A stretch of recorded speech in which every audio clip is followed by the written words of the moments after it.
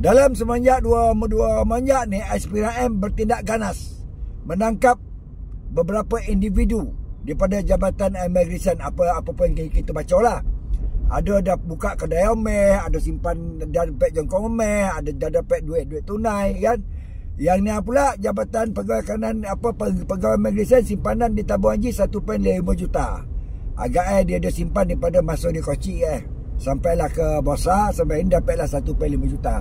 Dan dalam beberapa akaun yang lain, kayak akaun anak dia, apa pun dilaporkan oleh Sinar Harian lah kan. Tapi walau bagaimanapun, saya ucapkan terima kasih pada SPRM. Cuma saya nak bagi tahu pada SPRM, jangan hanya Jabatan Immigration saja disiasat. Siasatlah keseluruhan agensi yang ada ini kan. Kita dah muak dah perkara ini berlaku dengan sewenang-wenangnya kan. Ya iya, latih bang kan. Kita ni taat, pandang bendera tu kita rasa bangga, akur kita taat. Tapi ada segelintir pegawai-pegawai di jabatan tertentu menjadi musuh dalam selimut. Rasuah ni senang ya. Bila kau dah mula makan, kau dah tak pelak. Pertama kali jumpa, minum-minum kopi. Yang kedua, makan-makan. Yang ketiga, minta tolong. Yang keempat, ada sikit untuk belanja raya lah ni kan. Ambil kan. Contoh macam tu lah. Sekali kau dah makan, kau dah tak boleh elak. Ni dia penyakit rasuah ni. Sekali kamu makan, kamu dah tak boleh elak.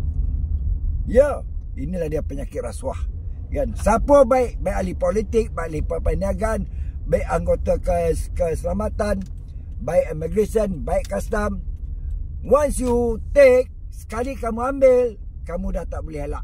Itulah yang terjadi dalam Malaysia kan. Baik orang politik, baik pegawai di Jabatan Immigration kan.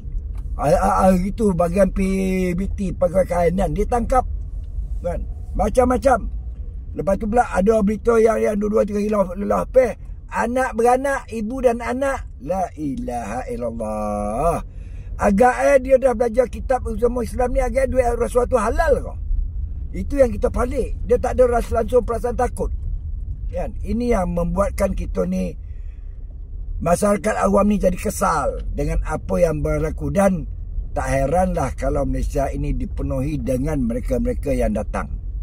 Ya, sebab golongan-golongan yang seperti inilah yang membuatkan Malaysia ini hancur kan. Dengan pendatang asing yang masuk Malaysia tanpa mengikut saluran-saluran yang ditetapkan. Sebab apa? Pengkhianat ini ada kan. Jadi kita tak perlu heran. Rakyat dah bersuara bermacam-macam dan terpulanglah kepada penguatkuasa untuk berubah kan. Jangan satu hari nanti kamu menangis, anak cicit kamu, keturunan kamu menjadi hancur, tiada tempat, disebabkan tingkah kamu di awal permulaan. Follow my TikTok, like, comment and share.